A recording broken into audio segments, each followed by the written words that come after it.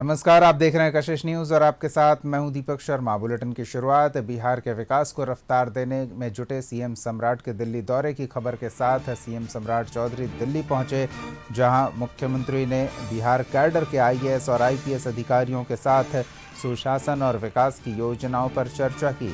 मुख्यमंत्री ने बिहार के भविष्य और नई संभावनाओं पर अधिकारियों से सुझाव दिए और बैठक में विकसित बिहार के संकल्प को तेज करने पर जोर रहा।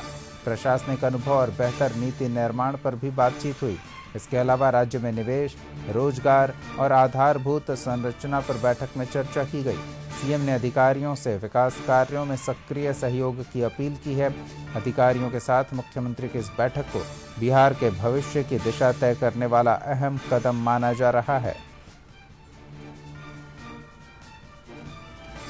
और अधिक जानकारी मुख्य संवाददाता संजय से लेते हैं। संजय, सीएम सम्राट चौधरी दिल्ली में हैं, बिहार कैडर के आईएएस आईपीएस अधिकारियों के साथ बैठक हुई है, क्या जानकारी मिल रही है बैठक को लेकर? बिल्कुल दीपक, दिल्ली में बिहार कैडर के आईएएस और आईपीएस अधिकारियों के साथ आयोजित एक महत्वपूर्ण बैठक में मुख्यमंत्री सम्राट चौधरी ने बिहार के विकास, सुशासन और राज्य के भविष्य को लेकर व्यापक चर्चा की है। इस बैठक में बिहार को विकसित राज्य बनाने के लक्ष्य पर विशेष रूप से मंथन किया गया। पहले से यह तय कार्यक्रम था। अशोका होटल में शाम 7:30 बजे यह बैठक शुरू हो गई थी। इस बैठक में मुख्यमंत्री सम्राट चौधरी ने कहा कि विकसित बिहार का सपना केवल सरकार के प्रयासों से नहीं, बल्कि प्रशासनिक अधिकारियों के अनुभव, सुझाव और सक्रिय भागीदारी से ही संभव हो सकेगा। बैठक के दौरान राज्य में निवेश बढ़ाने, उद्योगों को प्रोत्साहन देने, रोजगार के नए अवसर सृजित करने और आधारभूत संरचना को मजबूत बनाने पर विस्तार से चर्चा की गई।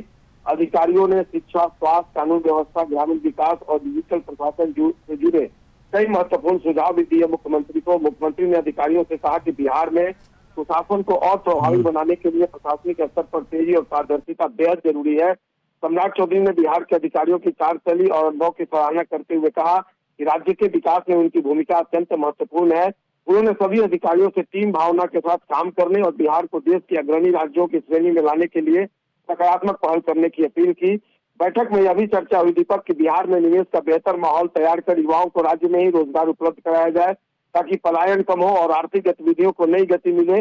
सरकार आधारभूत सुविधाओं, सड़क, शिक्षा, स्वास्थ्य और तकनीकी क्षेत्रों में बड़े स्तर पर सुधार करने की दिशा में काम कर रही है। अधिकारियों ने भी ऐसा फीडबैक दिया।